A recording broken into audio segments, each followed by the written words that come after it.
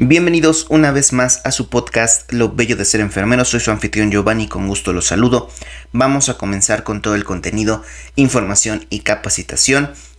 Sean muy bien recibidos el día de hoy. El episodio del día de hoy, el número 78, charlaremos acerca de la fibrilación ventricular. Antes de comenzar de lleno con el tema del día de hoy, les recordamos, como todas las semanas, que se suscriban, que le den like o manita arriba y que activen la campanita para que YouTube les avise cuando subimos un nuevo episodio del podcast.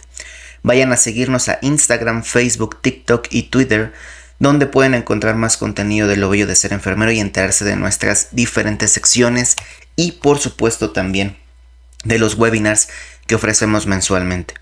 Actualmente pueden cursar 6 y obtener su constancia de asistencia y participación por una mínima cantidad de 20 pesos mexicanos o 1.3 dólares estadounidenses.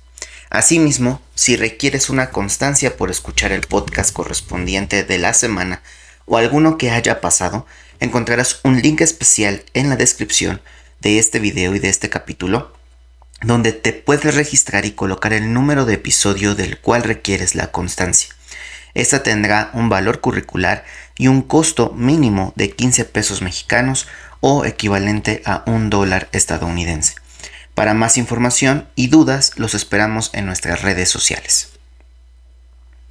En esta ocasión, mis bellos y bellas enfermeros y enfermeras, la frase de la semana es de Friedrich Nietzsche, que menciona: aquel que tiene un porqué para vivir se puede enfrentar a todos los cómos. Y me gustó mucho porque tener porqué o porqués para vivir pues es demasiado importante en nuestras vidas, ¿cierto? Tener a algo o alguien que nos motive, ¿verdad? Que nos dé una razón, un porqué para poder estar haciendo las cosas, siempre va a ser fundamental para que podamos cumplir lo que estamos pues buscando. Muy bien, pues el tema de esta semana, como ya lo habíamos platicado, es la fibrilación ventricular, un ritmo caótico de origen ventricular y usualmente con bradicardia. Es un ritmo de paro, ¿verdad? Este ritmo que va a originarse de manera caótica, como bien lo acabamos de mencionar, en el músculo ventricular, pues va a iniciar obviamente con una taquicardia severa y poco a poco irá disminuyendo en cuestión de segundos a una bradicardia. Aquí es un ritmo de paro cardiorrespiratorio y debe ser manejado de acuerdo a las guías internacionales como nos lo han marcado, ¿verdad?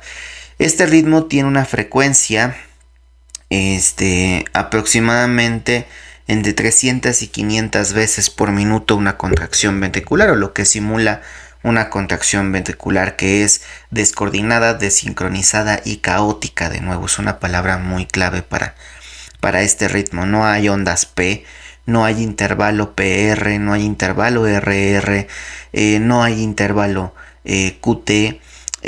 Los complejos QRS en la fibrilación ventricular son ausentes, es decir, esas muescas o esas líneas que ustedes van a poder ver ahorita en la pantalla, una imagen, pues no son QRS, solamente es un ritmo caótico de diferentes señales de diferentes lugares que están tratando de generar un QRS. Las ondas de fibrilación ventricular son anómalas, incompletas y caóticas. Son aberradas, notablemente heterogéneas, es decir, la mayoría son iguales, la mayoría son distintas, es decir, no son homogéneas, ¿verdad? Son heterogéneas, son distintas, que van de redondeadas a puntiagudas en algunas ocasiones. Se originan en múltiples zonas ectópicas de la red de Purkinje y el miocardio ventricular, lo que les decía, ya prácticamente en el músculo ventricular. Y algunas de las causas que generan a esta fibrilación ventricular pues es la enfermedad coronaria o la enfermedad arterial coronaria, también conocido como los síndromes isquémicos coronarios agudos, ¿verdad? Que nos van a estar pues básicamente generando problemas a nivel del miocardio, y dijimos que era una zona en donde se iniciaba, ¿verdad?, el origen de esta fibrilación ventricular. Miocardiopatías como la dilatada, como la restrictiva, como la hipertrófica, y después ya de algún tiempo incluso la hipertensiva, pues van a generar, ¿no?, justo porque también van a modificar la anatomía y estructura del músculo cardíaco. El prolapso valvular mitral, que también es una de las complicaciones que puede llegar a generar estímulos innecesarios. El traumatismo cardíaco abierto o cerrado. Hipoxia importante, muy, muy importante, son las últimas dos son parte de las H's y las T's, ¿verdad? Que nos menciona, por ejemplo, la American Heart Association, que son causas de paro cardiorrespiratorio. Bueno, enfermedad arterial coronaria o trombosis coronaria, ¿verdad? Es la primera. Traumatismo cardíaco o torácico abierto o cerrado. Hipoxia importante, hidrogeniones o, como nosotros lo conocemos, acidosis, ¿verdad? Una acidosis severa. Desequilibrios hidroelectrolíticos como hipo o hipercalemia, ambos extremos de las cantidades de potasio en sangre, pues bueno, pueden llegar a generar la enfermedad. Intoxicación digitálica, es decir, si llegamos a administrar una dosis extra o de más a un paciente que ya no la requiera, estoy hablando específicamente de la digoxina, ¿verdad?, de los fármacos digitálicos, y la procainamida también puede llegar a generar por intoxicación, ¿verdad?, una fibrilación ventricular. Electrocución accidental, ¿no? Tener un accidente con energía eléctrica también puede generar esta enfermedad. Intento ineficaz de desfibrilar, cuando estamos, por ejemplo, en una taquicardia ventricular y la desfibrilación no es exitosa, puede evolucionar a una fibrilación ventricular y complicar un poco más el estado del paciente. Y claro, el fenómeno R sobre T, que básicamente en el electrocardiograma, cuando ustedes van a ver ahorita en la pantalla una imagen de una extrasístole, cuando la extrasístole cae sobre la T del latido anterior, por así decirlo, del complejo y todo lo que conlleva el ritmo anterior o el latido anterior en el electrocardiograma. Entonces, cuando una R cae sobre la onda T, se genera un estímulo por el potencial de acción transmembrana, que estamos hablando de el periodo refractario relativo, en donde si un estímulo puede caer allí, modifica, ¿verdad?, de manera súbita y compleja la situación de pues del paciente, ¿no? Y entonces el fenómeno R sobre T, cae ese estímulo, esa onda R, ¿verdad?, sobre la onda T que la precede, y se genera una fibrilación ventricular de importancia. Se puede generar también taquicardia ventricular, ¿verdad?, monomórfica, polimórfica. Se puede generar incluso torsade de Points. Torsade de Points, pero debemos de obviamente identificar el trazo, ¿verdad? Y aquí igual que les van a estar saliendo unas imágenes importantes para que puedan diferenciar, ¿no? Así se ve una taquiventri, así se ve una fibrilación ventricular, y así se ve pues específicamente un torsade de Points. Muy bien, en cuanto a mecanismos, pues la fibrilación ventricular ocurre en diversas situaciones clínicas, pero casi siempre se asocia a una enfermedad de el músculo cardíaco, ¿verdad? O constituye un episodio terminal, es decir, cuando una persona ya está prácticamente en su lecho de muerte, pues bueno, lo más probable es que no se genere como tal una sistolia, sino que comience con una fibrilación ventricular. Los episodios cardiovasculares, incluida pues algunas enfermedades, como ya lo habíamos mencionado, también pueden llegar a suceder o aparecer por la mañana, que es bastante común en estos pacientes. La fibrilación ventricular puede ocurrir durante la administración de fármacos antiarrítmicos, ¿verdad? Es decir, tratamos de solucionar una arritmia y le podemos generar una arritmia letal a ese paciente. La hipoxia, la isquemia, la fibrilación auricular y las frecuencias ventriculares muy rápidas del síndrome de preexcitación. Después de la descarga eléctrica durante la cardioversión o de manera accidental con un equipo sin una toma adecuada de tierra, así como durante la estimulación ventricular competitiva para suprimir una taquicardia ventricular. Es decir, los tratamientos para otras arritmias, ya sean farmacológicos y o eléctricos propiamente, pueden llegar a generar una fibrilación ventricular y debemos estar muy al pendiente de los casos. Afortunadamente son los menos posibles. En cuanto a manifestaciones clínicas, pues esta fibrilación ventricular produce síncope seguido de pérdida del conocimiento, puede llegar a aparecer crisis convulsivas, apnea y al final, si no se trata la arritmia, pues claro que es un ritmo de paro cardiorrespiratorio, sinónimo de muerte en el paciente. La presión arterial no se puede registrar y los tonos cardíacos suelen desaparecer. Las aurículas continúan latiendo con un ritmo independiente durante un tiempo o en respuesta a los estímulos de los ventrículos fibrilantes. Pero al final la actividad eléctrica del corazón cesa, porque los aurículas se van a bloquear de cierta manera y no van a poder conducir, lo cual generará que éstas también entren en una arritmia y, por último, el cese de la actividad eléctrica. En cuanto al tratamiento, pues tendríamos que basarnos en la reanimación básica y avanzada que nos han procurado pues poder manejar durante mucho tiempo, por ejemplo la American Heart Association, ¿verdad? En donde nos dice que hay ritmos de paro, que unos son desfibrilables y otros no. Entonces la fibrilación ventricular es un ritmo desfibrilable y hay que actuar de acuerdo al algoritmo, ¿verdad? En el que nos hemos capacitado, que es la American Heart, donde damos 30 compresiones, 2 ventilaciones, 5 ciclos de 100 a 120 compresiones por minuto. ¿Ok? En el momento en el que tengamos de manera rápida, ¿verdad?, el desfibrilador, vamos a utilizarlo lo más pronto posible. Y después reanudaremos las compresiones si es que el paciente no vuelve a su ritmo y la administración de fármacos como adrenalina de primera instancia. Entonces, así es más o menos como lo hemos manejado durante algún tiempo, ¿no? La administración inmediata de una descarga eléctrica no sincronizada, es decir, una desfibrilación con 200 a 400 joules, representa un tratamiento obligado de la fibrilación ventricular, del aleteo ventricular y de la taquicardia ventricular sin pulso. La reanimación cardiopulmonar se realiza solo hasta que está preparado el material de desfibrilación o si el tiempo de inactividad ha sido largo. La desfibrilación necesita menos julios si se realiza pronto. Si la circulación es muy poco adecuada a pesar del retorno al ritmo sinusal, se iniciará un masaje torácico cerrado.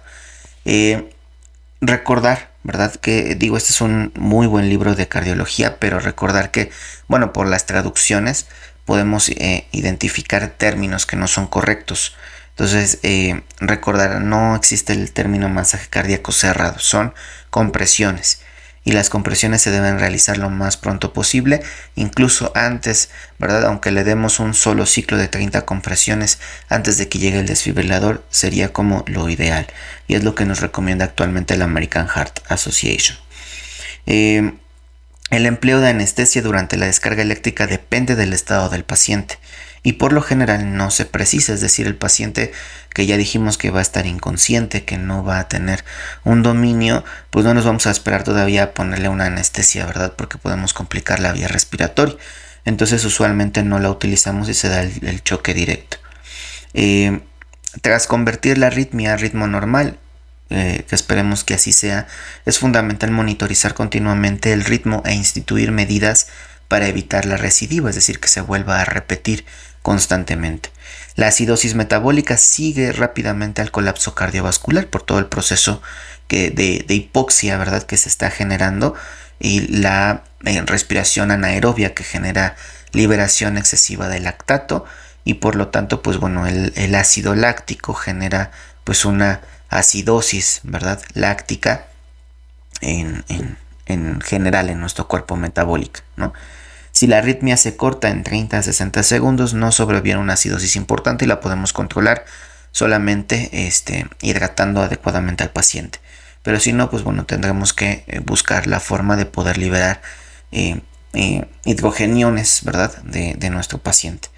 porque de nuevo pues es una de las causas de paro cardiorrespiratorio. Si ya padeció uno y luego todavía después de esto la acidosis empeora, entonces vamos a estar en graves problemas, ¿verdad?, con ese paciente y en una recidiva importante. De nuevo, lo importante de todo esto es que podamos reconocer, ¿verdad?, que vamos a identificar la arritmia, vamos a corroborar el pulso de mi paciente. Si mi paciente no tiene pulso, entonces comienzo RCP y se activa o se pide la ayuda, ¿verdad?, para que activen el sistema de emergencias de nuestras unidades, ya sea que activen el código azul, ¿verdad?, que actualmente creo que es lo que la mayoría utilizamos, y que en ese momento pidan que alguien traiga el desfibrilador y el carro de urgencias. Y entonces ya cuando llega todo el equipo, puedes ceder a alguien las compresiones para que tú seas el encargado de los fármacos, que tú seas el encargado de administrar los fármacos en el paciente al que le viste, ¿verdad?, o al que determinaste su paro cardiorrespiratorio. Vas a ir preparando de todas maneras desde el momento en el que llegue el carro de urgencias una ámpula de adrenalina y lo vas a llevar a 10 mililitros. ¿Por qué hacemos eso? Hay gente que dice que eso no está bien. Pues en realidad se preferiría, ¿verdad?, que la adrenalina se pase directo sin llevarla a 10 mililitros. Aquí lo que podemos hacer es cargar la adrenalina, ¿verdad?, en una ámpula, y después cargar 10 mililitros en otra solución. Pero la idea es que podamos pasar ese bolo de 1 mililitro de adrenalina seguido de otro bolo rápido de solución salina que pueda hacer que la adrenalina llegue hasta el corazón en específico, ¿verdad? Si tenemos un catéter venoso periférico o un catéter venoso central, entonces debemos de hacer llegar lo más pronto posible la adrenalina al paciente. Eso hay que tenerlo muy en cuenta. Un tratamiento obligado de la fibrilación ventricular pues también es que le demos la desfibrilación. Aquí la bibliografía del Braunwald de cardiología, ¿verdad?, nos dice que de 200 a 400 joules. Aquí la importancia es que tú conozcas qué tipo de desfibrilador tienes en tu unidad hospitalaria. Si es un desfibrilador monofásico o si es un desfibrilador bifásico. Los desfibriladores monofásicos, literalmente la descarga va de una dirección a una sola dirección, de arriba hacia abajo, digamos, y de izquierda a derecha, ¿no?, o de derecha a izquierda más bien. Y la otra, que es el bifásico, tiene dos direcciones, de arriba hacia abajo, de derecha a izquierda, y de abajo hacia arriba, de izquierda a derecha. Cada pala en el bifásico da 200 joules de descarga. Y el monofásico, entre las dos palas, dan 360 joules. Entonces la descarga más fuerte y más potente pues es la del monofásico con 200 joules, porque le estamos dando 400 joules, ¿verdad?, en esa descarga, porque cada pala de nuevo le da 200 joules. Entonces es bien importante que podamos conocer eso. Ahora, si no recuerdas las dosis con las cuales se debe de iniciar la desfibrilación, las guías y los algoritmos nos recomiendan irnos a la dosis máxima. De nuevo, si es monofásico, 360 joules. Si es bifásico, 200 joules, que serán un equivalente a 400 joules cuando se dé la descarga. Entonces también eso lo debemos de conocer, ¿no? A veces nos dice que debemos de iniciar con 150 como mínimo e irlo subiendo de acuerdo a la descarga, pero las guías nos recomiendan en la actualidad que si no manejamos muy bien también el desfibrilador y demás, entonces nos vayamos a la dosis máxima y se la apliquemos a ese paciente siempre y cuando sea desfibrilación. ¿Okay? Eso también hay que tenerlo en cuenta. Si nosotros estuviéramos en una arritmia como la fibrilación auricular, que ya hablamos de ella en el podcast, y habrá que cardiovertirla, entonces tendremos que irnos a la dosis correcta para hacer una cardioversión. ¿Ok? Es distinto a una desfibrilación, y de allí la importancia de que ustedes sepan también manejar este tipo de sustancias, ¿verdad?, de aparatos y dispositivos médicos. La adrenalina de nuevo va a ser nuestra primera arma, en la cual se van a aplicar 3 dosis cada 3 a 5 minutos de 1 miligramo, es decir, una ámpula, 3 ámpulas en total, que en teoría pues debería de ser lo que nos debería de ayudar un poco, ¿no? Y después pues vamos a administrar amiodarona de 150 el primer bolo, 150 segundo bolo, y completamos para 1 gramo completo, es decir, 700 miligramos extras para 24 horas en ese paciente para evitar recidivas también y estímulos o sobreestímulos eléctricos cardíacos, ¿verdad? Que puedan generar de nuevo arritmias. Con la amiodarona lo vamos a controlar, aunque vamos a seguir vigilando a ese paciente, sobre todo en la siguiente hora, ¿verdad? Cada 15 minutos al menos vamos a estar tomando signos vitales y vamos a estar registrándolos de manera continua porque es algo que nos debería de importar, ¿verdad? Cómo está el resto de los signos vitales de ese paciente. De manera importante, pues es si tenemos que obtener una vía aérea artificial, ¿verdad? O intubar al paciente.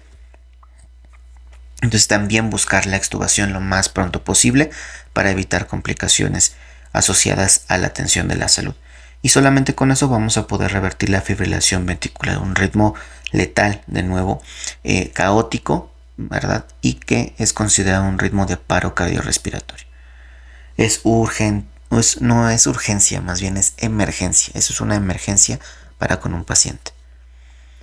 Muy bien, pues espero que la información haya sido de utilidad para ustedes. Vamos a continuar con la recomendación de la semana y en esta ocasión, pues bueno, vamos a recomendarles la miniserie, ¿verdad? De la enfermera que está en Netflix. La verdad es que es una miniserie bastante interesante, bastante cruda, de cierta manera, donde nos muestran pues una historia real o una historia basada en hechos reales. Obviamente pues se modifica, se le da dramatismo, etcétera, a la historia, ¿verdad? Pero está bastante increíble y se las recomendamos. Les dejamos el link aquí en la descripción para que no la hayan visto. Totalmente recomendada. La verdad es que son 4 episodios aproximadamente de 1 hora cada uno, alrededor, ¿verdad? Pero están muy interesantes y pues nada, ¿no? Se las dejamos aquí en la descripción para que ustedes la puedan ver. Y la verdad es que los actores todos lo hicieron muy bien. Es una serie danesa, ¿verdad? Que se hizo en Dinamarca, me parece. Bueno, en un país de allá nórdico. Y entonces pues también relata algunas historias de importancia durante el periodo, ¿no? La verdad es que la última escena me rompió mi corazón, por así decirlo, pero la verdad es que está fantástica, con un muy buen final y pues esperemos que nos sigan trayendo historias de este tipo, ¿verdad? Para ahondar, ¿no? En el mundo en general, en todos los aspectos. Digo, no es una de las mejores visiones que quisiéramos que tuviera la sociedad de nosotros, ¿verdad? Pero pues claro que refleja algo que sucedió y algo que no debe de volver a pasar y esa es la importancia de esto. En cuanto a las fechas relevantes de la semana, pues bueno, el día 5 de junio es el Día Mundial del Medio Ambiente, el día 6 de junio es el Día Mundial de los Trasplantados o del paciente trasplantado y el Día del Lente. El día 7 de junio es el Día Internacional de la Seguridad Alimentaria y el Día Nacional de la Libertad de Expresión. El día 8 de junio es el Día Mundial del Terapista del Lenguaje y el Día Mundial de los Océanos. El 9 de junio es el Día del Primo. Ahí les mandamos un saludo a los escuchas de Monterrey, ¿verdad? Y a toda la gente de Monterrey les mandamos un enorme saludo. Y el 9 de junio es el Día Internacional de la Lucha contra el Cáncer de Próstata. Y son las fechas más relevantes de esta semana en cuanto a efemérides. ¿Vale? Hasta aquí el episodio del día de hoy. Sigan con nosotros en las plataformas de podcast más escuchadas: Spotify, Google Podcast, Apple Podcast, Web Browser, Amazon Music, iHeart Radio y también en YouTube si es que ustedes quieren ver el video y entonces también identificar a lo mejor los trazos de las arritmias, etcétera. Bueno, nos pueden estar escuchando en YouTube.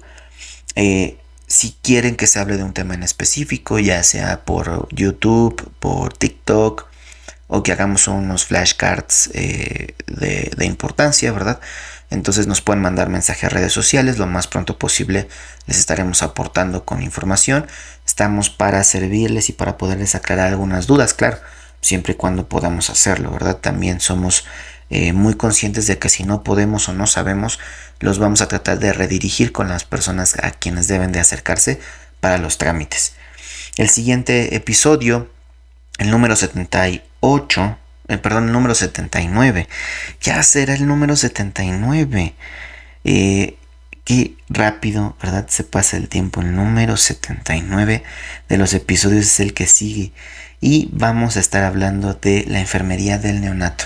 Vamos a tener una invitada muy especial y espero que nos sigan y estén al pendiente, pues prácticamente de todas las especialidades de las cuales le estamos hablando. Estamos en el podcast, estamos hablando aún, ¿verdad? En principio, de los especialistas de la UNAM, ¿verdad? Y después pues iremos buscando colegas que sean especialistas en la UAM o que sean especialistas en el IPN, ¿verdad? O en alguna escuela privada, pues estaremos buscando también a los colegas, pero por lo mientras, pues bueno, la máxima casa de estudios, mi casa de estudios, la UNAM, pues bueno, le estamos dando ese tributo por lo que representa para la salud en nuestro país. Entonces, pues no se lo pierdan, el siguiente episodio número 79, enfermería del neonato. Y espero que se encuentren bien, que sacien sus necesidades, que verifiquen sus requisitos universales. Esto ha sido Palabra de Nightingale.